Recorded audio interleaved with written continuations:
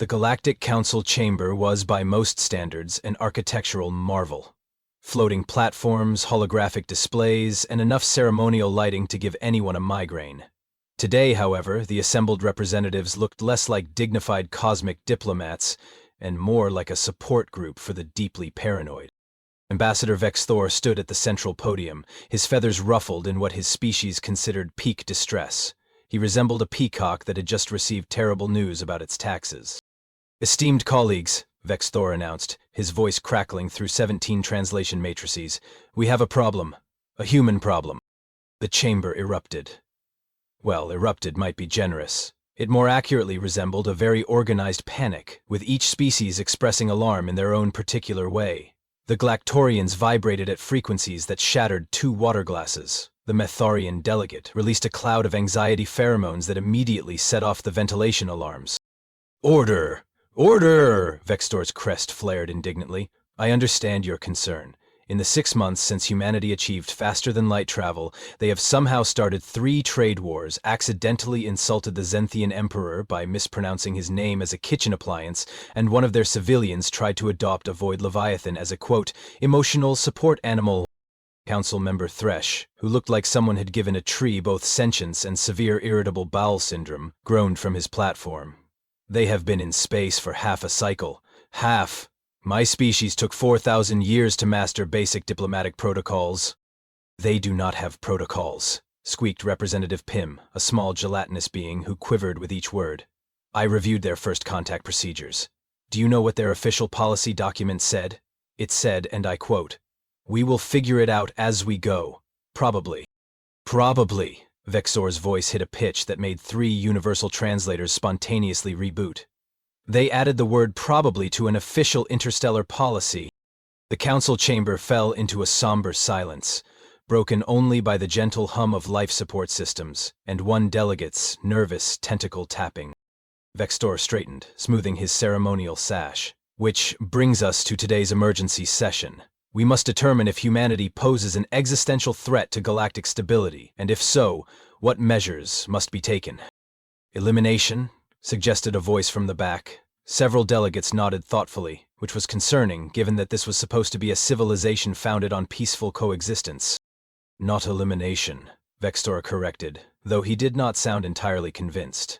"Assessment. We need to understand what we are dealing with.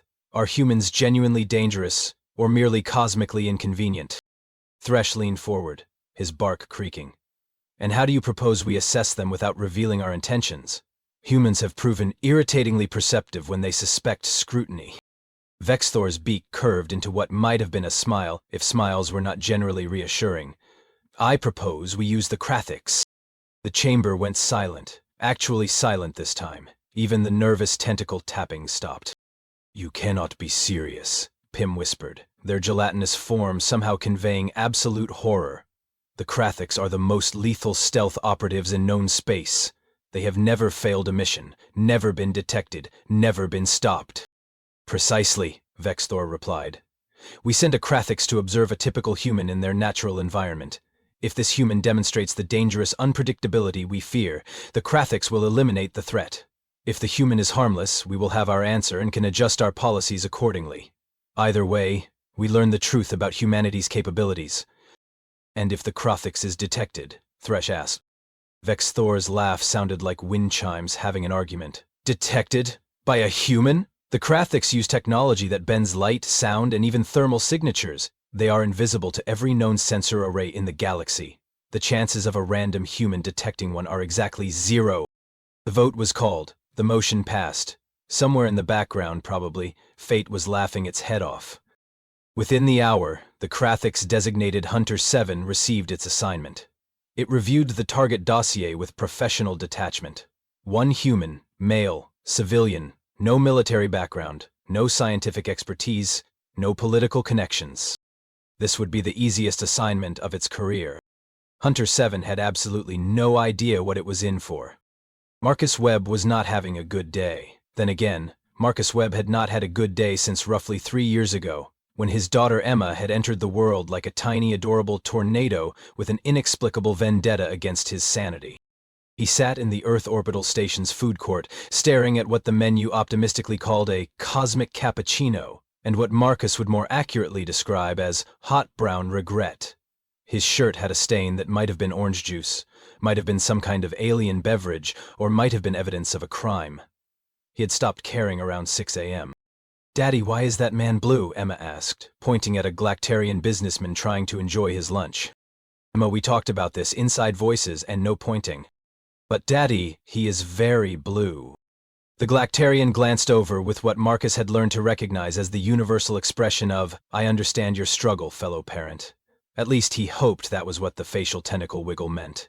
Interspecies communication was still pretty new. Marcus was supposed to be at this station for a simple supply pickup. Just grab the cargo, sign the manifest, and get back to the transport ship before his boss realized Marcus had brought his toddler to work. Again. It was a solid plan that had lasted approximately 14 minutes before Emma had decided she needed to use the bathroom, wanted a snack, and had developed a sudden philosophical objection to wearing shoes. "Sweetie, please put your shoes back on." "Shoes are prisons for feet, Daddy." "Where did you even hear that?" "The universe told me." Marcus closed his eyes and counted to 5. 10 was too ambitious on 4 hours of sleep. "Emma, shoes. Now." "Okay, Daddy." She shoved one shoe approximately in the direction of her foot, missing by an impressive margin. "Daddy, there's a funny lizard man watching us." "That's nice, honey." Marcus had learned that Emma's imaginary friends came in many varieties. Last week she had been having conversations with Captain Sparkles, who was apparently a robot made of moonlight. The week before that it had been Mr. Whispers, a cloud that lived in their bathroom. Marcus had stopped questioning it. "He's really good at hiding," Emma continued, looking at a spot about 3 feet to Marcus's left. "But I can see him." "Hi, lizard man!" Several nearby aliens glanced around nervously. Marcus offered an apologetic smile. "Sorry, she's got a very active imagination, totally normal for her age. Please don't report me to station security." What Marcus could not see, but Emma apparently could, was Hunter 7. The Krathic stood perfectly still, cloaked in technology that had taken the finest military minds of the Krath Empire 4 centuries to develop. Light bent around its form. Sound dampeners neutralized any noise. Thermal regulators made it invisible to heat sensors. It was, by every measurable standard, completely undetectable. And yet this tiny human was staring directly at it. Waving, even. Hunter 7 ran a diagnostic. All systems optimal. Cloaking field at maximum efficiency. There was no possible way the child could see it. This had to be coincidence. Humans often looked around randomly, did they not? Yes, that was clearly it. Random chance. The Krathics moved silently to a new position, circling around to observe from a different angle. "He moved, Daddy. The lizard man moved over there." Emma pointed with her shoe, which she was still holding instead of wearing. Marcus did not look up from his datapad where he was trying to locate his cargo manifest. "That's great, sweetie. Very creative." Hunter 7 felt something unfamiliar. If it had to name the emotion, which it would not because Krothic warriors did not have emotions, it might have been called unease. The child was pointing directly at its new location. Exactly at it. Not near it. At it. Another diagnostic. Still perfect. This was simply not possible. "He has pretty purple spots, Daddy, and really big eyes. I think he might be shy." Marcus finally looked up. "Emma, what does this lizard man look like?" "He's taller than you, but not as tall as the blue man. And he's got scales like my toy dragon, but they're shiny. And his fingers are really long, like this." Emma stretched her small fingers apart comically. Hunter 7 looked down at its own hands. 5 digits, elongated, designed for precision work. The child had just described Krathic's physiology with uncomfortable accuracy, to a parent who could not see it. "Sounds very detailed, Princess." Marcus returned to his datapad. "Maybe you can draw him later." "Can I give him a cookie, Daddy?" "Sure, honey. Share with your imaginary friend." Emma dug into her snack bag and pulled out something that looked like it had once been a cookie but had now achieved a sort of abstract expressionist quality through being in a toddler's possession. She held it out to the empty air. "Here you go, lizard man. It's chocolate chip. Well, it was chocolate chip, now it's kind of just chip." Hunter 7 stared at the offering. This was a test. Obviously, some kind of human trickery. They were more advanced than the council suspected. This child was probably equipped with sophisticated scanning equipment hidden in her clothing. That was the only logical explanation. The only logical explanation that did not involve accepting that a 3-year-old could somehow see through military-grade stealth technology while simultaneously struggling to put on her own shoes. He's not taking it, Daddy. Maybe he's not hungry. Maybe he's watching his figure, Marcus muttered, finally locating his manifest. All right, kiddo, we need to head to Cargo Bay 7. That means shoes, both of them, on your feet, in the correct orientation. What, Daddy? Emma Marie Webb. The full name. Emma recognized defeat and began the arduous process of shoe application while Marcus gathered their things. Hunter 7 followed at a careful distance, already composing its preliminary report to the council. Subject: human male. Designation: Marcus Webb. Occupation: transport pilot. Threat assessment: minimal, accompanied by juvenile human. Potential complications: the juvenile appears to possess unexplained sensory capabilities that warrant further investigation. What Hunter 7 did not include in its report because it seemed irrelevant at the time was that the juvenile had just blown a kiss in its direction and said, "Bye-bye, lizard man, I hope you have a nice day." No one had ever wished Hunter 7 a nice day before. It was a strange sensation. The Krafix shook it off and continued the mission. This was just beginning, and it was already the weirdest assignment of its career. Hunter 7 had eliminated targets in 14 star systems. It had infiltrated maximum security installations. It had once spent 6 weeks motionless in a ventilation shaft waiting for the perfect moment to strike. Patience, precision, and absolute invisibility were its specialties. WTF? None of that had prepared it for following a human toddler through a space station. Daddy, the lizard man is still following us, Emma announced cheerfully as they navigated through the crowded concourse toward the cargo bays. Of course he is, sweetie, Marcus replied, his attention divided between his datapad, Emma's hand, and not walking into the various alien species that filled the station's main thoroughfare. The orbital station was a hub for at least 40 different civilizations, which meant Marcus was mostly just trying not to commit an interstellar incident by stepping on anyone important. Hunter 7 maintained its position, approximately 5 meters behind them, scanning for any sign that the adult human suspected surveillance. So far, Marcus Webb appeared to be primarily concerned with preventing his offspring from touching every single surface they passed. Emma, do not lick the railing. But I want to taste what space tastes like. Space tastes like tetanus and poor life choices. Keep your tongue in your mouth. The Krafix updated its assessment. The adult human demonstrated reasonable survival instincts and situational awareness regarding biological hazards. However, his threat level remained minimal. Hunter 7 began to relax. Perhaps the child's earlier detection had been a statistical anomaly after all. Then Emma stopped walking, turned around and looked directly at Hunter 7 again. Why are you sad, lizard man? Several nearby aliens paused mid-conversation. A Metharian mother pulled her children closer. A Zenthian merchant's eye stalks swiveled nervously. Marcus sighed the sigh of a man who had sighed this exact sigh many times before. Emma, please stop talking to empty spaces. People are going to think we're weird. But Daddy, he is there and he does look sad. His eyes are droopy. Hunter 7's eyes were not droopy. They were alert and focused. Although now that the child mentioned it, the Krafix had been on assignment for 6 hours without rest, and perhaps its nictitating membranes were cycling more frequently than usual. But that was not sadness. That was professional fatigue. Completely different. I'm sure your friend is fine, honey. Now come on, we're going to be late. Emma waved at the empty air again before allowing herself to be led away. Hunter 7 followed, running continuous diagnostics.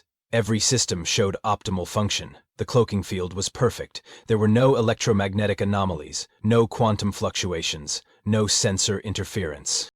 And yet the child kept looking back and smiling at it. They reached a commercial intersection, where various shops sold everything from star charts to something called Authentic Earth Pizza, now with 30% more authenticity. Emma immediately zeroed in on a window display featuring stuffed animals from across the galaxy. Daddy, look, they have a fluffy Galactorian. Can I get one, please? Emma, we talked about this. We're not shopping today. But, we're here for work, remember? Quick cargo pickup, then home. Emma's lower lip trembled in that way that had brought countless adults to their knees. Marcus Webb, however, had developed immunity through repeated exposure. Nice try, princess. The puppy dog eyes don't work when I know you've got 14 stuffed animals at home. 15. Mr. Snuggles counts as 2 because he has a personality disorder. Marcus decided not to unpack that statement. Still no. Emil accepted this with the philosophical resignation of a toddler who knew she would try again in approximately 10 minutes. She pressed her face against the window, leaving what would undoubtedly be a problematic smudge, then turned and looked at Hunter 7 again. "Do you like stuffed animals, lizard man?" she asked the apparently empty space beside the shop entrance. A passing Galactorian businesswoman stopped, looked at where Emma was pointing, saw nothing, and quickly hurried away while making a gesture that her species used to ward off evil spirits or aggressive salespeople. Hunter 7 stood absolutely still. The child was now asking it direct questions. This was escalating beyond mere detection into something approaching interaction. The Krathiks needed to change tactics. It moved silently across the corridor, positioning itself near a support column with excellent sight lines. A textbook repositioning that no sensor in the galaxy could track. Emma's head swiveled to follow the movement with the precision of a targeting computer. "Oh, you moved again. You're good at that. Do you play hide-and-seek?" "I'm very good at hide-and-seek. Daddy says I'm too good because he can never find me and it makes him scared." "That's because you hid inside the waste recycling chute, Emma. We've discussed this." It was a good hiding spot. It was a horrifying hiding spot that took 3 years off my life. Marcus guided Emma away from the shop window and toward a lift that would take them down to the cargo levels. Hunter 7 followed, but its confidence was beginning to crack. Professional assassins did not experience doubt. They certainly did not experience the growing suspicion that they were being toyed with by someone who still needed help opening juice boxes. The lift arrived. Marcus and Emma stepped inside, along with a Xenthian couple and something that might have been a sentient plant, or might have been someone's very elaborate hat. Hunter 7 slipped in just before the doors closed, pressing itself into a corner. Emma looked directly at it and smiled. "It's okay, lizard man. Elevators are scary. I don't like them either. But Daddy says they're faster than stairs, and my legs get tired." The Xenthian couple exchanged concerned glances. The possible plant/het rustled nervously. Marcus closed his eyes. "Emma, please." "But Daddy, I'm just being polite. You said we should always be polite to people." "I meant actual visible people, sweetie." "Or torture." "He's actual. He's just shy." The lift descended in awkward silence. Hunter 7 stood perfectly still, running yet another diagnostic. Still nothing. Everything was working perfectly. This was impossible. Impossible. When the doors opened, Emma skipped out into the cargo-level corridor, then turned and held the door. "Come on, lizard man. This is our floor." Hunter 7 had to physically stop itself from nodding in acknowledgement. This was a problem. As they walked through the industrial corridor, Emma maintained what could only be described as a running commentary. "The floors here are really shiny, lizard man. Do you see? I can almost see my reflection, but not quite. It's like a funhouse mirror, but boring. Daddy, why are the floors so shiny?" "Because someone actually does their job cleaning them, unlike certain people who still haven't cleaned their room." "I'm 3, Daddy. I don't have job responsibilities." "Where did you learn the phrase job responsibilities?" "The universe tells me things." Marcus had given up trying to understand where Emma acquired her vocabulary. Last week she had used the word epistemological correctly, and he had briefly considered having her tested for something, though he was not sure what. They reached Cargo Bay 7, and Marcus began the sign-in process at the security terminal. Emma, now bored with standing still, began humming and spinning in circles. "Emma, please don't spin. You'll get dizzy." "I like dizzy. Dizzy is fun." She spun twice more, then stopped, swayed slightly, and pointed at Hunter 7. "You're not dizzy, lizard man. Are you good at spinning? I bet you're good at spinning. You look like you'd be good at spinning." A security officer approached. This was Rax, a Krelthaxi who resembled what would happen if a praying mantis and a very serious accountant had a child. His compound eyes fixed on Emma, then scanned the area she was pointing at. "Is there a problem here?" Rax asked, his translator rendering his clicking speech into flat, bureaucratic English. "No problem, officer," Marcus said quickly, pulling Emma close.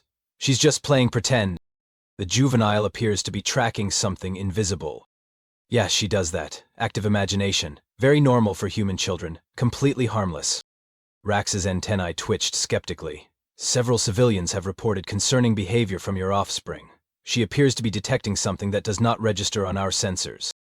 "Because there's nothing there," Marcus insisted, his tone taking on the edge of a parent who had explained this too many times today. "She has an imaginary friend. It's a psychological development thing. Humans do this. Ask any human parent, they'll tell you." Eric tugged on Marcus's sleeve. Daddy, he's not imaginary, he's right there. Tell him he's right there. Emma, not now. But, Daddy. Emma Marie Webb, we are not doing this right now. Hunter 7 observed this interaction with growing concern. The child's persistent detection was attracting official attention. This was not good. If station security began serious scanning protocols, they might adjust frequencies to ranges that could potentially compromise the cloaking field. Not likely, but possible. The Krathiks needed to report this development to the Council immediately. But first, it watched as Emma, apparently deciding the adults were being unreasonable, pulled a slightly squashed cookie from her pocket and placed it carefully on the floor. This is for you, lizard man. You can have it later when you're hungry. Don't let Daddy see or he'll say it's not sanitary to eat floor food. She was absolutely right. That was exactly what Marcus would say. Rax stared at the cookie on his clean floor, then at Marcus, then back at the cookie. Your juvenile is leaving food on my floor. I am so sorry. Emma, pick that up right now. But it's for my friend. Your friend does not need floor cookies. While Marcus bent down to retrieve the cookie, Emma looked at Hunter 7 and stage whispered, Don't worry, lizard man. I'll get you a better cookie later. One without floor germs. Hunter 7 experienced what could only be described as an existential crisis. It needed to contact the Council. Security Officer Rax was not having a good day either, and his day was about to get significantly worse. Sir, Rax said, his translator rendering his clicks into the verbal equivalent of a very tired sigh, I'm going to need you to keep your juvenile under control. She's disturbing other station occupants. Marcus picked up the floor cookie, with the resignation of a man who had picked up many inappropriate objects from many inappropriate places. I understand, officer. We're just here for a quick cargo pickup. 10 minutes, tops, and we'll be gone. See that you are. Rax's compound eyes swiveled toward Emma one more time. And perhaps consider teaching your offspring the difference between reality and imagination. Oh, she knows the difference, Marcus muttered. She just chooses to ignore it. Rax clicked away, his exoskeleton making small, scraping sounds against the floor. Emma watched him go, then turned back to where Hunter 7 stood. The bugman seems stressed, lizard man. Do you think he needs a hug? Emma, nobody is hugging the security officer. But hugs make everything better. Not in this case, they don't. Hunter 7 took this opportunity to move to a more concealed position behind a cargo container. It accessed its secure communication array and began composing an urgent report to Ambassador Vexthor. The response came within seconds, appearing as text on Hunter 7's internal display. Report status, Hunter 7. The Krathiks typed rapidly on its wrist-mounted interface. Mission compromised. Juvenile human has consistent and accurate visual acquisition of my position despite full cloaking protocols. Adult human appears unaware, but juvenile's behavior is attracting security attention. There was a pause. Then, define consistent and accurate. Subject tracks my movements with precision, describes my physiology correctly, attempts social interaction, offers food. Another pause, longer this time. You are telling me a human child can see through Krathik's military stealth technology? Affirmative. That is impossible. Yet occurring. Have you run diagnostics? 17 times, all systems optimal. Hunter 7 could practically hear Vexthor's feathers ruffling across subspace. Continue observation, do not engage. We need to understand if this is a unique case, or if all human juveniles possess this capability. If the latter, we have severely underestimated their species. The communication ended. Hunter 7 filed the report and refocused on its targets. Marcus had successfully gained access to the cargo bay and was reviewing a shipment of what appeared to be agricultural equipment. Emma had discovered a fascinating bolt on the floor and was attempting to unscrew it from the deck plating with her fingers. Emma, please, don't dismantle the space station. I'm not dismantling it, Daddy. I'm investigating it. Investigate it with your eyes, not your hands. Emma abandoned the bolt and wandered closer to Hunter 7's position. The Krathiks tensed, ready to relocate again if necessary. Are you still sad, lizard man? Emma asked quietly, as if sharing a secret. You look like you need a friend. I can be your friend. I'm very good at being friends. I have lots of friends. There's Mia and Jackson, and Captain Sparkles, and Mr. Whispers, and now you. Hunter 7 did not respond, obviously being both invisible and committed to maintaining operational security.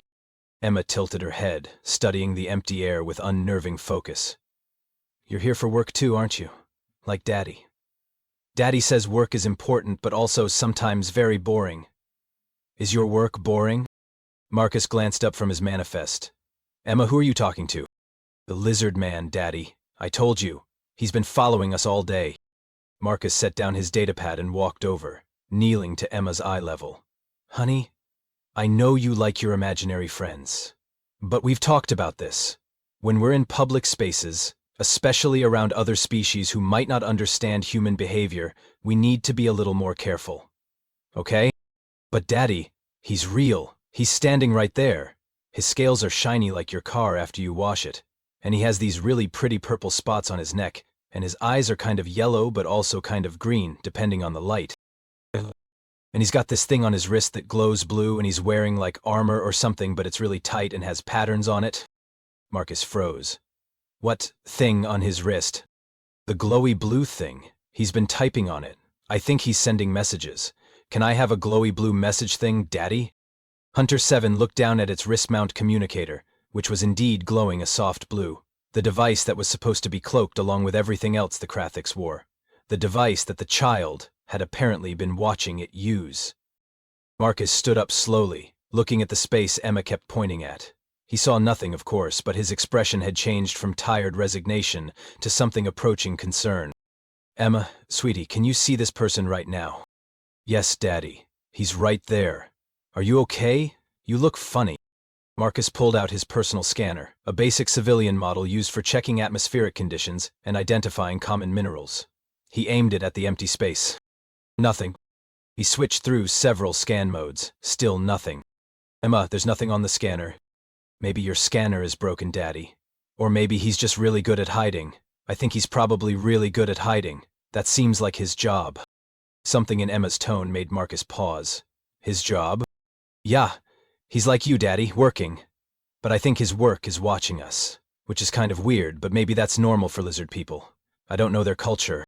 Marcus's hand moved slowly to his comm device. Hunter 7's threat assessment updated instantly. The adult was becoming suspicious. This was exactly what the council had wanted to avoid.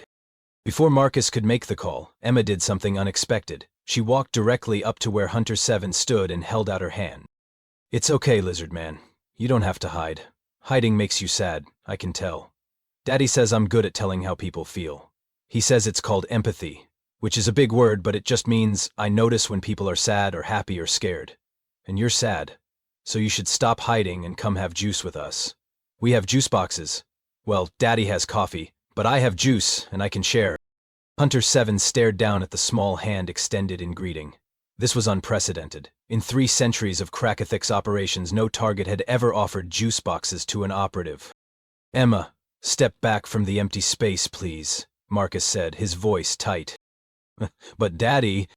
Now, Emma. The tone left no room for negotiation. Emma withdrew her hand, looking genuinely hurt. I was just trying to be nice. I know, baby. But we need to go, right now.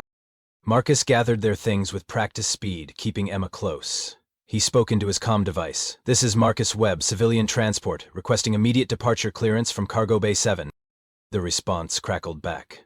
Negative, Mr. Webb. Your cargo hasn't been processed yet. Estimated wait time is 40 minutes. I need that clearance now. Sir, you'll have to wait your turn like everyone. My daughter is experiencing some kind of episode and I need to get her to medical. Please expedite. There was a pause. Stand by.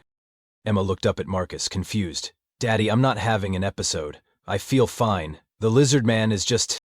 Emma, please, just stay quiet for a minute. Hunter 7 watched this unfold with mounting concern. The adult was now attempting to evacuate. The juvenile appeared distressed. This was no longer a simple observation mission. The Krathiks needed to make a decision. Then Emma did something that changed everything. She started crying. Not loud, dramatic crying. Quiet, hurt crying. The kind that comes from a child who genuinely doesn't understand why the adults won't believe her. I'm not making him up, Daddy, she said, tears rolling down her cheeks. He's real. He's really real. Why don't you believe me? Marcus picked her up, holding her close. I do believe that you believe it, sweetie. He was interrupted by a sound that made every hair on his neck stand up. A sound that shouldn't exist in the empty space next to them.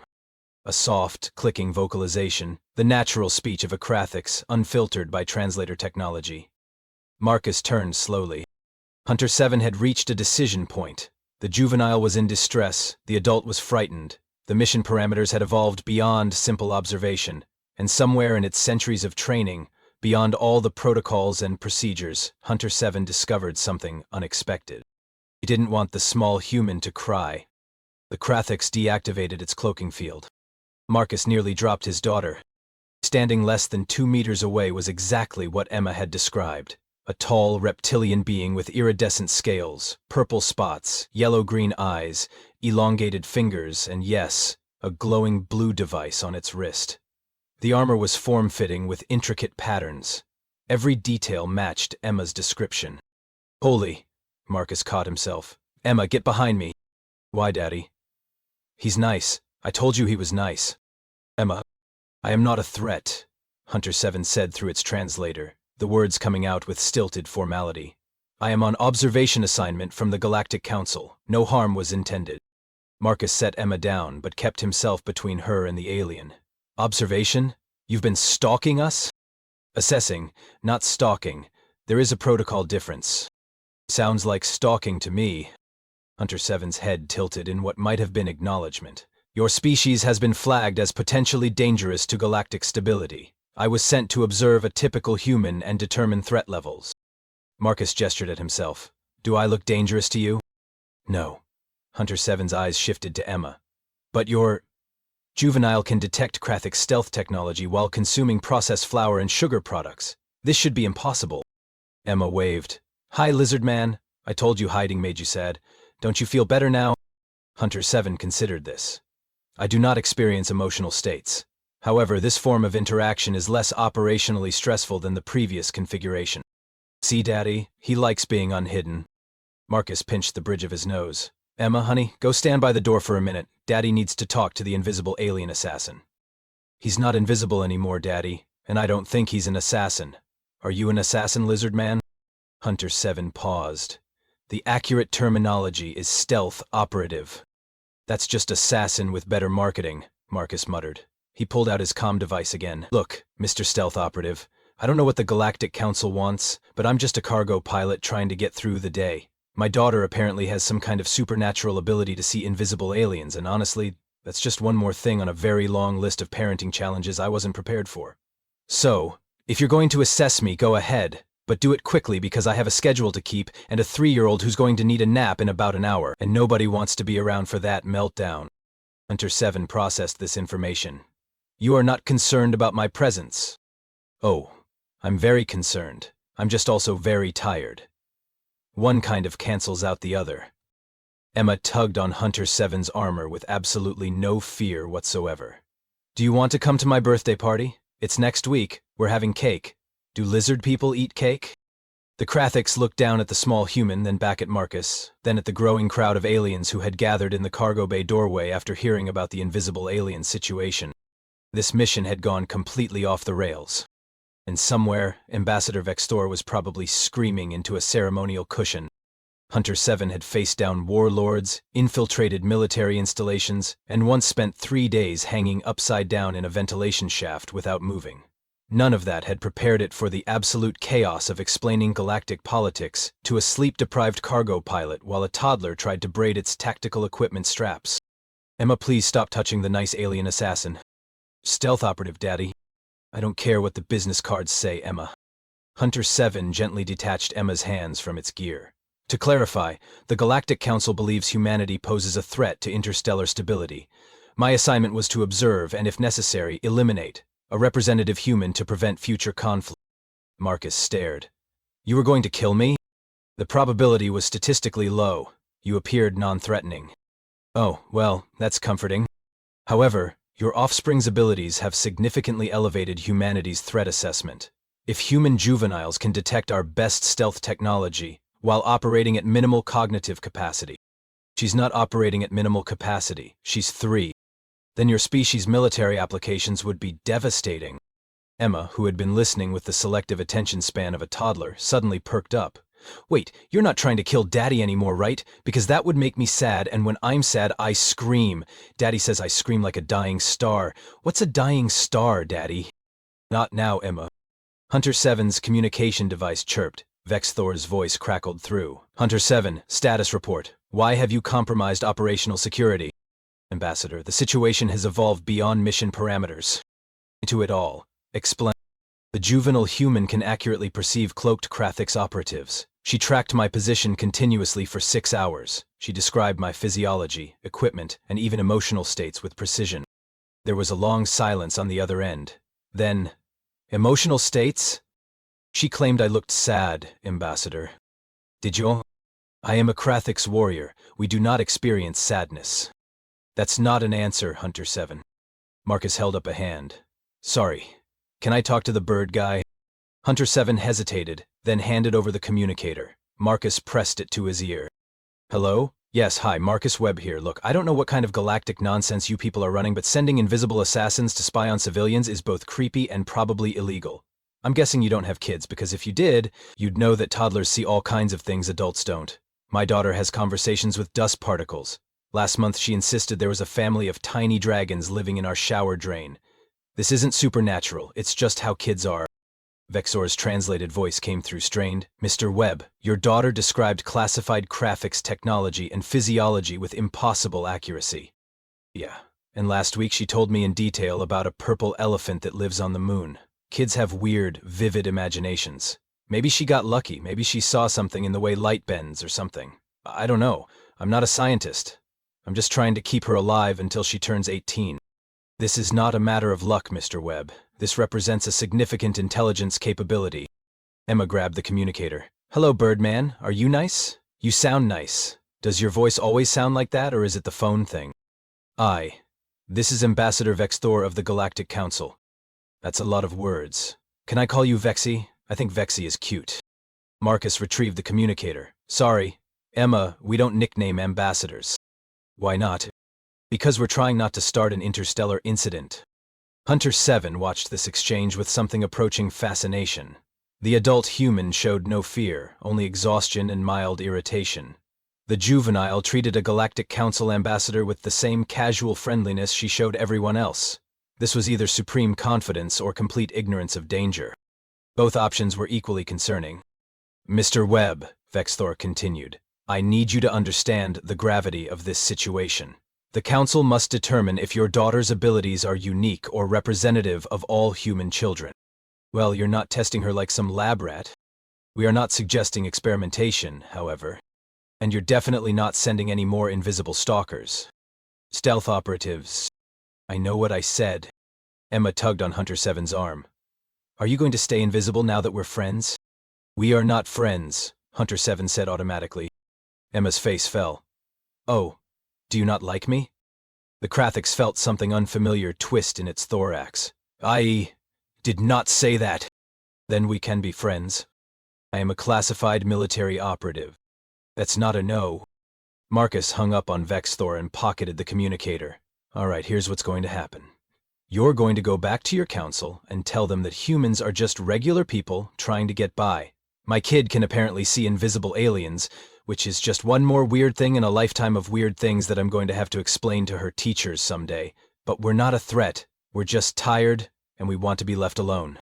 The council will require more than my assurance. Then tell them to send a formal diplomatic request like civilized beings, instead of sending assassins to stalk cargo pilots. Stealth operative. Oh my God. Stop trying to make that sound better. Emma pulled something from her pocket, a juice box, slightly crushed but intact. She held it up to Hunter 7. Here, you look thirsty. It's apple. Apple is the best. Well, I also like fruit punch, but we're out of fruit punch. Hunter 7 stared at the offering. In its entire military career spanning decades of operations across multiple star systems, no one had ever offered it a juice box. I cannot accept this. Why not? It is inappropriate for a Krathix operative to accept gifts from observation targets. But we're friends now. Friends share juice boxes. We are not. Hunter 7 stopped. Emma's eyes were wide and hopeful, the same expression that had preceded her earlier tears. The Krathix, warrior of the Krath Empire, veteran of countless covert operations, trained to resist all forms of interrogation and manipulation, took the juice box. Thank you, it said quietly. Emma beamed. See? You're getting better at being friends already. Marcus sighed, the sigh of a man who had given up on understanding his life. Can we please just finish the cargo pickup and go home? Your clearance has been approved, Rax announced from the doorway, having watched this entire scene with what could only be described as extreme professional discomfort. Please leave, immediately. Best idea I've heard all day, Marcus agreed. As they gathered their things and headed for the exit, Emma skipped alongside Hunter 7, chattering about her upcoming birthday party, her favorite foods, and whether space lizards liked rainbows. Hunter 7 listened, its mission parameters completely shattered, clutching a slightly warm juice box and experiencing what could only be described as a complete professional identity crisis. This was supposed to be a simple observation mission. Instead, it had become the strangest day of Hunter 7's life. The emergency session of the Galactic Council had devolved into what could only be described as organized panic, with parliamentary procedure. Hunter 7 stood at the central podium, still clutching the now empty juice box because it somehow felt wrong to throw it away. Around the chamber, representatives from 40 species watched with expressions ranging from horror to fascination to what might have been suppressed laughter from the Galactarian delegation. Let me understand this correctly, Vextor said, his feathers practically vibrating with stress. You compromise your cover, revealed Council surveillance operations to a civilian, and accepted a beverage from a 3-year-old human. Affirmative, Ambassador. And your recommendation is that we classify humanity as too dangerous to engage? Correct. Because a juvenile could see you while eating cookies. She offered me the cookies. I did not accept those. Only the juice. Thresh leaned forward, his bark creaking. Hunter 7, you are our most decorated operative. You have never failed a mission. And now you are telling us that a human toddler defeated our most advanced stealth technology? Not defeated, Council member. She simply perceived it. She described my position, appearance, and equipment with perfect accuracy, while simultaneously struggling to operate her own footwork. The chamber fell silent. Explain how this makes humans dangerous, Vextor demanded. Hunter 7 straightened. Ambassador, if their offspring can detect craftic operatives while operating at minimal focus and singing songs about fictional aquatic creatures, consider what their adults might accomplish with training and purpose. If human children possess sensory capabilities beyond our understanding as a casual baseline ability, their military applications would be insurmountable. Or, squeaked Representative Pym, the child simply got lucky. Random chance. For 6 consecutive hours, Council member. She tracked every movement, every repositioning, every tactical adjustment. She described details that should have been impossible to perceive. Hunter 7 paused. She also said I looked sad and offered to be my friend. And were you? Vextor asked quietly. Sad? I am a Krathix warrior. We do not... Hunter 7 stopped. Yes, Ambassador. Apparently I was. The silence stretched longer. Finally, Thresh spoke. What do you recommend, Hunter 7? We leave humanity alone, Council member. Completely. We do not test them. We do not surveil them. We do not challenge them. We establish formal diplomatic relations through proper channels and hope they do not realize how terrifying they actually are. They may defeated you with kindness, Vextor observed. Yes, Ambassador, and that may be the most dangerous thing about them. The vote was unanimous. Humanity would be classified as a protected, developing species, which was Council terminology for please do not poke the unpredictable apex predators.